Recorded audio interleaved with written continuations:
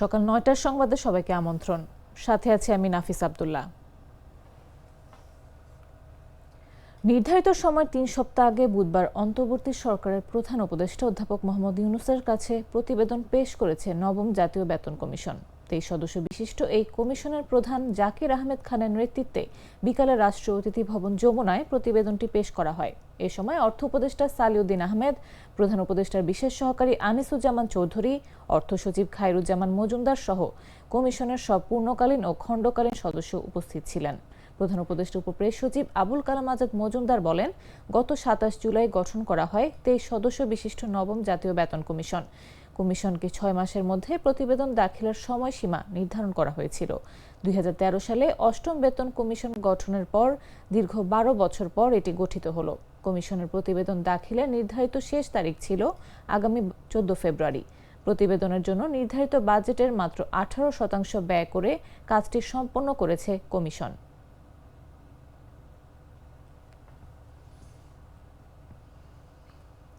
এই প্রথম পোস্টার ছাড়াই শুরু হয়েছে আসন্ন ত্রয়োদশ জাতীয় সংসদ নির্বাচনের প্রচারণা। বুধবার দিবাগত রাত ১২টার পর থেকে আগামী ১০ ফেব্রুয়ারি সকাল ৭:৩০ পর্যন্ত নির্বাচনী প্রচারণা চালাতে পারবেন প্রার্থীরা।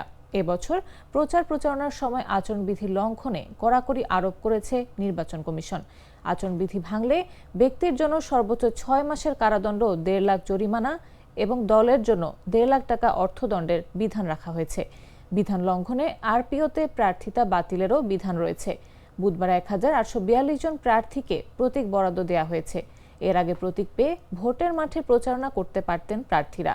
তবে এবার একদিন পরে অর্থাৎ বৃহস্পতিবার থেকে শুরু হয়েছে ত্রয়োদশ জাতীয় সংসদ নির্বাচনের প্রচারণা।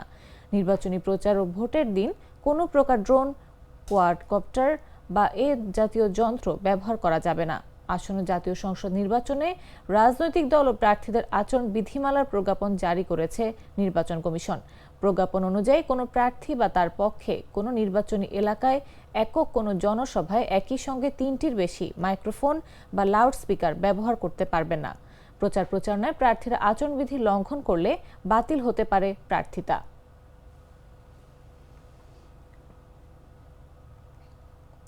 ঢাকা মেডিকেল কলেজ হাসপাতালের মেডিসিন বিভাগে নাজমা বেগম নামে এক রোগীর মৃত্যুর ঘটনায় ইন্টার্ন চিকিৎসকদের মারধর করেছেন রোগীর স্বজনরা। এর জেরে হাসপাতালের জরুরি বিভাগ সহ বিভিন্ন ওয়ার্ডে চিকিৎসা সেবা বন্ধ করে দিয়েছেন ইন্টার্ন চিকিৎসকরা। বুধবার দিনগত রাত ১:২০ দিকে এই ঘটনা ঘটে। ঘটনার পর হাসপাতালে র্যাব ও পুলিশ মোতায়েন করা হয়। এই অবস্থায় হাসপাতালে উত্তপ্ত পরিস্থিতি বিরাজ করছে। ইন্টার্ন চিকিৎসক শিহাব জানান, এক রোগীর মৃত্যুর ঘটনায় তার স্বজনরা ডাক্তার তৌহিদ, ডাক্তার রাহাত, ডাক্তার বাপ্পি ও ডাক্তার নাইমকে মারধর করেন। তাদের হাসপাতালে জরুরি বিভাগে চিকিৎসা দেওয়া হচ্ছে। পরে হাসপাতালে সেনাবাহিনী, পুলিশ ও র্যাব মোতায়েন করা হয়। তিনি আরও জানান, হাসপাতালের গেটে তালা ঝুলিয়ে দেওয়া হয়েছে, চিকিৎসা সেবা বন্ধ করে দেওয়া হয়েছে। হাসপাতালে পরিচালক না আসা পর্যন্ত এই গেট খোলা হবে না।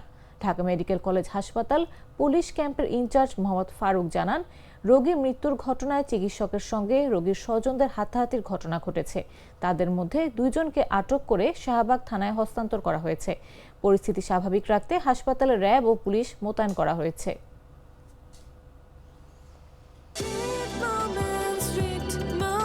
Treat chocolate, treat moment, sweet moment. চট্টগ্রামের সীতাকুণ্ডে ভয়াবহ অগ্নিকাণ্ড ঘটেছে। বুধবার রাতে উপজেলার ভাটিয়ারি ইউনিয়নের মাদাম বিবির হাট সংলগ্ন এলাকায় এই ঘটনা ঘটে। আগুনে পুরাতন জাহাজের মালামাল বিক্রির একটি মার্কেটের অন্তত ১২টি দোকান সম্পূর্ণভাবে পুড়ে গেছে। এতে ক্ষয়ক্ষতির পরিমাণ ১ কোটি টাকার বেশি হতে পারে বলে দাবি ক্ষতিগ্রস্ত ব্যবসায়ীদের। স্থানীয়রা জানান, একটি দোকানে ওয়েল্ডিংয়ের কাজ চলাকালে আগুন লাগে। অল্প সময়ের মধ্যেই আগুন পাশের দোকানগুলোতে ছড়িয়ে পড়ে। খবর পেয়ে কুমিরা ফায়ার সার্ভিস স্টেশনের 2টি ইউনিট এবং চট্টগ্রাম শহরের বাইজিদ ফায়ার সার্ভিস স্টেশনের 3টি ইউনিট সহ মোট 5টি ইউনিট ঘটনাস্থলে পৌঁছে প্রায় 2 ঘন্টার চেষ্টায় আগুন নিয়ন্ত্রণে আনে। রাত 11:30টার দিকে পরিস্থিতি স্বাভাবিক হয়। আগুন চলাকালে ঢাকা চট্টগ্রাম মহাসড়কে যানজটের সৃষ্টি হয়েছে। এতে চরম ভোগান্তি পোহাতে হয় যাত্রীদের।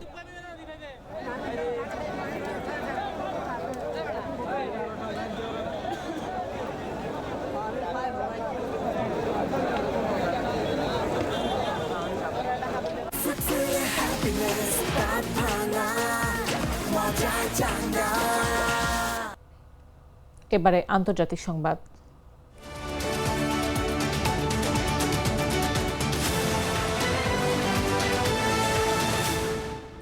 দাভোসে অনুষ্ঠিত বিশ্ব অর্থনৈতিক ফোরামের বার্ষিক সম্মেলনে গ্রিনল্যান্ডের মালিকানা পাওয়ার আশা পুনরাবৃত্তি করেছেন মার্কিন প্রেসিডেন্ট ডোনাল্ড ট্রাম্প।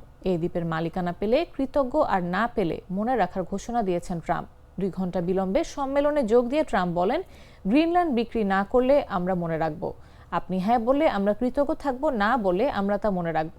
এছাড়া তিনি গ্রিনল্যান্ডকে বিশ্ব শান্তি ও সুরক্ষায় গুরুত্বপূর্ণ ভূমিকা রাখার সুযোগ হিসেবে উল্লেখ করেছেন। ট্রাম্প দাবি করেন, ন্যাটোকে বহু দশক ধরে দেওয়া অবদানের তুলনায় এ চাওয়া খুবই নগণ্য। এটি যুক্তরাষ্ট্রের জন্য অতি ক্ষুদ্র চাওয়া। তবে ডেনমার্ক এরই মধ্যে জানিয়ে দিয়েছে, গ্রিনল্যান্ড বিক্রির জন্য নয়।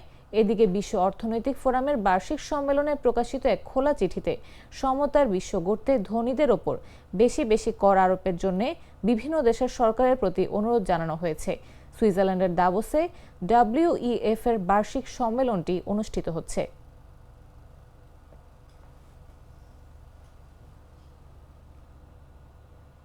এবারে খেলার খবর।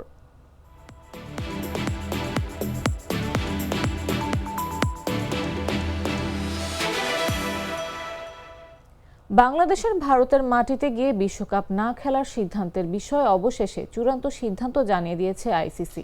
বুধবার সন্ধ্যার পর পাঠানো এক সংবাদ বিজ্ঞপ্তিতে আইসিসি জানিয়েছে, বাংলাদেশে বিশ্বকাপ খেলার বিষয়ে চূড়ান্ত সিদ্ধান্ত নিয়েছে আইসিসি।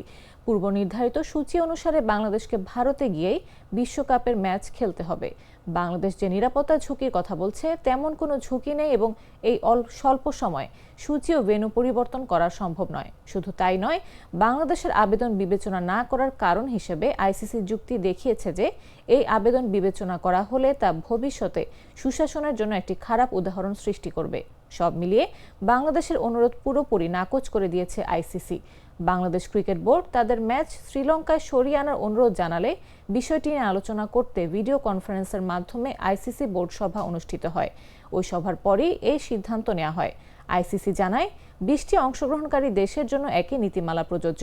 স্বাধীন নিরাপত্তা প্রতিবেদনে ঝুঁকির প্রমাণ না থাকায় ম্যাচ স্থানান্তর করা সম্ভব নয়। এতে অন্য দল ও বিশ্বজুড়ে দর্শকদের জন্য বড় ধরনের লজিস্টিক ও সূচিগত জটিলতা তৈরি হবে এবং আইসিসি নিরপেক্ষতা ও শাসন ব্যবস্থার উপর নেতিবাচক প্রভাব পড়তে পারে।